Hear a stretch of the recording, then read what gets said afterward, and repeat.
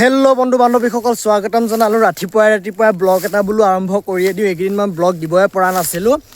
পথাৰ মাজত এতিয়া মই বৰ্তমান আছোঁ। পথাৰখন চাওক, ৰাতিপুৱা পৰিব কুঁৱলীৰ মাজত পথাৰত ৰোৱা মানে এই পৰিৱেশটো মানে সঁচাকৈ এটা বেলেগ পৰিৱেশ। মানে পথাৰ মাজত আছোঁ এতিয়া মই। পথাৰ মাজত মানে কুঁৱলী আৰু এফালে বেলিটো ওলাইছে। মানে ইয়াৰ যিটো দৃশ্যটোৱে মানে বেলেগ ধৰণৰ, মানে খুব ধুনীয়া এটা পৰিৱেশ। এই পৰিৱেশটো মানে পাবৰ কাৰণে সোনকালে উঠিব লাগিব, তেতিয়াহে পাব। এতিয়া কমে 5:30 মানে বাজিব হ'ল, 5:30 বেছিয়ে হৈ গ'ল।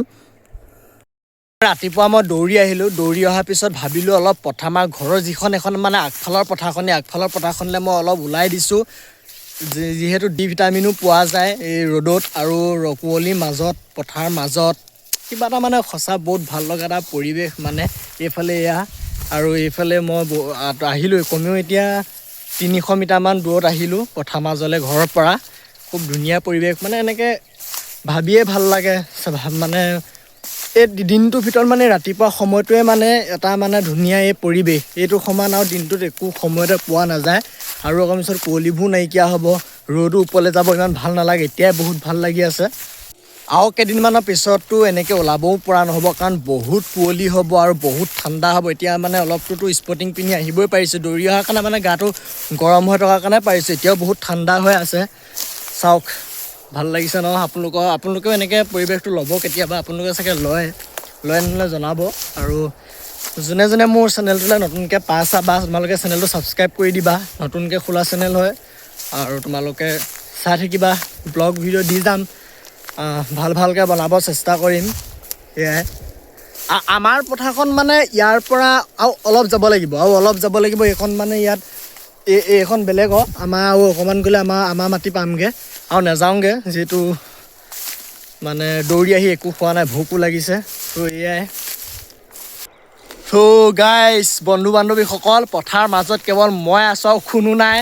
ধুনীয়া এটা পৰিৱেশ। কেতিয়াবা মানে বন্ধু বান্ধৱীসকল, পথাৰ মাজত অকলে এনেকুৱা সময় ৰোৱা মজাটোৱেই বেলেগ। চাওকচোন বাৰু, চাওক, অনুভৱ সঁচাই বহুত ভাল লাগিছে ৰুই। এনেকৈ ল'ব লাগে পৰিৱেশ। এই সকলো সময়তে এইবোৰ পৰিৱেশ পোৱা নাযায়। এটা যিবোৰ দিনটোৰ ভিতৰত এটা সময়তে পোৱা যায়, এইটোৱে হৈছে ৰাতিপুৱা সময়।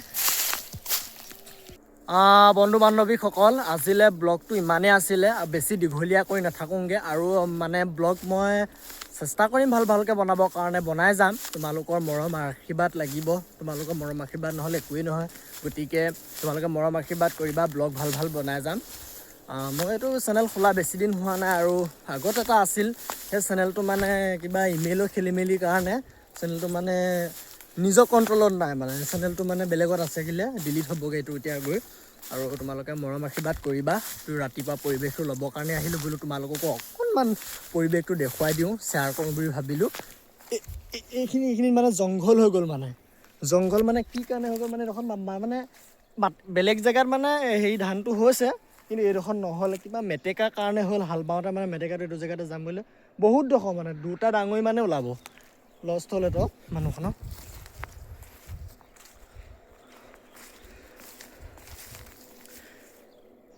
একো নাই, এই বাকীখিনি ধুনীয়া ধান হৈছে। আৰু মানে এনেকুৱা সময়তে মানে এইকেইদিনতে খুব বগলীয়ে মানে ধানো অনিষ্ট, মানে বগলীবোৰ আহি যায় ক'ৰবাৰ পৰা। ধানবোৰ কমেও বহুত বগলী আহি যায়। সিহঁত আকৌ মানুহ খেদে বাৰু। বগলীকেইজনী আহি যায় তেতিয়াও কিন্তু এটা দৃশ্য, ধুনীয়া এটা দৃশ্য শ্ব' হৈ যায় বগলীকেইজনী আহিলেও। চাই ভাল লাগে। চাওক,